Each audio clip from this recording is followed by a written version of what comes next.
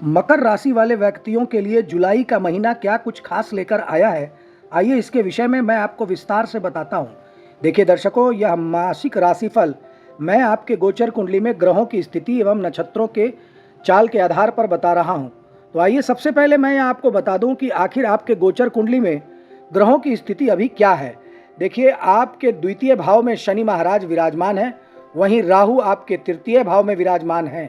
मंगल देव आपके गोचर कुंडली के चतुर्थ भाव में बैठे हुए हैं, वहीं देव गुरु बृहस्पति आपके पंचम भाव में विराजमान हैं। सूर्य शुक्र के साथ आपके छठे भाव में विराजमान हैं, वहीं बुध आपके गोचर कुंडली के सप्तम भाव में बैठे हैं। तो ग्रहों की इसी स्थिति के आधार पर आइए मैं आपको बताता हूं कि आपका आने वाला जुलाई का महीना आखिर कैसा रहने वाला है।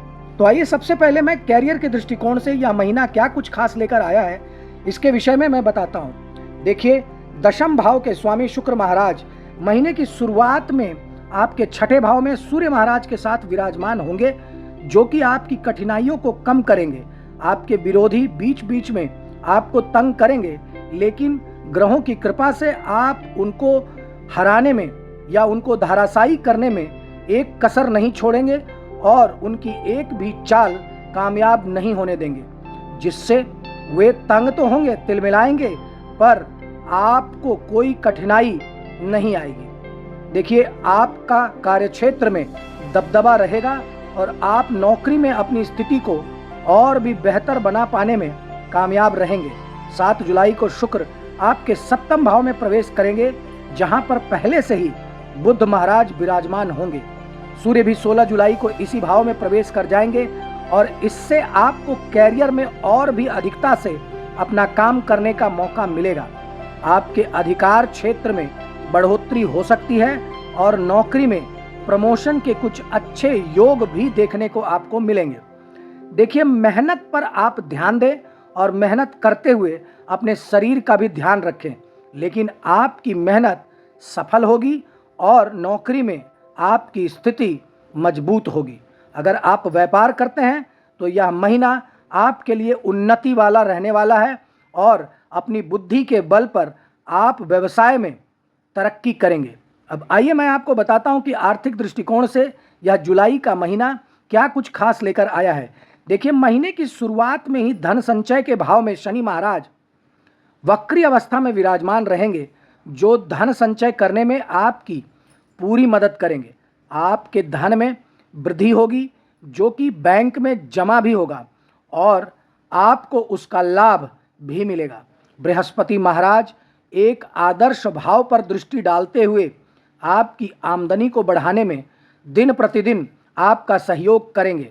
राहु महाराज तीसरे भाव में रहकर व्यापार में जोखिम लेकर आगे बढ़कर आपको अच्छी सफलता प्रदान करने में मदद करेंगे। मंगल महाराज चतुर्थ भाव में बैठकर संपत्ति से आपको लाभ दिलाएंगे और हो सकता है तो आपको संपत्ति का लाभ भी दिलाएंगे, यानी आप कोई नई संपत्ति भी खरीद सकते हैं। देखिए, मंगल की दृष्टि एकादश भाव पर अपनी ही राशि पर होने की वजह से आपको आर्थिक लाभ होने के भी योग बनेंगे। अब आइए मैं आपको बताता हूं कि स्वास्थ्य की दृष्टिकोण से यह जुलाई का महीना कैसा रहेगा। देखिए, शनि महाराज अपनी ही राशि से होकर प्रबल अवस्था में रहेंगे और आपको उत्तम स्वास्थ्य का वरदान प्रदान करेंगे। तीसरे भाव में राहु भी आपको स्फूर्तिवान बना रखेंगे और छठे भाव में उपस्थित सूर्य महाराज आपको रोगों से लड़ने में सक्षम बनाएंगे। लेकिन शुक्र की छठे भाव में उपस्थिति छोटी मोटी समस्याएं आपको दे सकती है। उसके बाद महीने के उत्तरार्ध में बुध के अष्टम भाव में जाने से कुछ स्किन संबंधित यानी त्वचा संबंधित समस्याएं आपको परेशान कर सकती है। इनके प्रति आप सावधानी रखें और मौसम में बदलाव आपके स्वास्थ्य पर थोड़ा बहुत असर डाल सकता है, इसलिए आप बाहर के खाने से बचें और बाहर के कोई भी चीज़ों का प्रयोग करने से थोड़ा सा परहेज करें। अब आइए मैं आपको बताता हूं कि प्रेम और वैवाहिक दृष्टिकोण से यह जुलाई का महीना आपके लिए कैसा रहेगा। देखिए, पंचम भाव में देवगुरु बृहस्पति की उपस्थिति आपको प्रेम में बढ़ोतरी को दर्शा रहे हैं। वे आपके प्रेम की रक्षा करेंगे। आपके प्रेम में जो सच्चाई है, जो ईमानदारी है, जो पवित्रता है उसे बढ़ाने का प्रयास करेंगे और आपको अपने प्यार के प्रति जिम्मेदार बनाएंगे। देखिए, पंचम भाव के स्वामी शुक्र महाराज छठे भाव में विराजमान रहेंगे और उनके साथ सूर्य भी उपस्थित रहेंगे। इसलिए आपके पार्टनर के स्वभाव में कुछ अहम की भावना घर कर सकती है और अगर ऐसा होता है तो यह आप दोनों के बीच कुछ समय के लिए टकराव का कारण भी बन सकता है।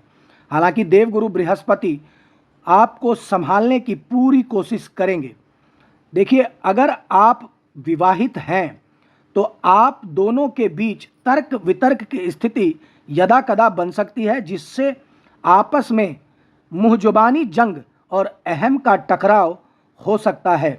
16 जुलाई को सप्तम भाव में सूर्य महाराज के आ जाने से ईगो की लड़ाई बढ़ने की पूरी संभावना है और इसी की वजह से आपके वैवाहिक जीवन में थोड़े तनाव बढ़ सकते हैं।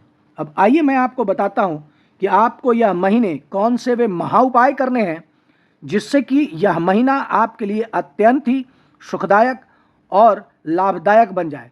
तो देखिए, आपको प्रतिदिन भगवान विष्णु और माता लक्ष्मी की पूजा करनी चाहिए। देखिए, आपको अपने जेब में हमेशा एक पीले रंग का रुमाल रखना चाहिए और माँ दुर्गा का कोई भी मंत्र का जाप आपको रोजाना करना चाहिए। प्रतिदिन शाम के समय हनुमान चालीसा का पाठ करें और सूर्य भगवान को जल रोजाना सुबह के समय अवश्य दें। धन्यवाद।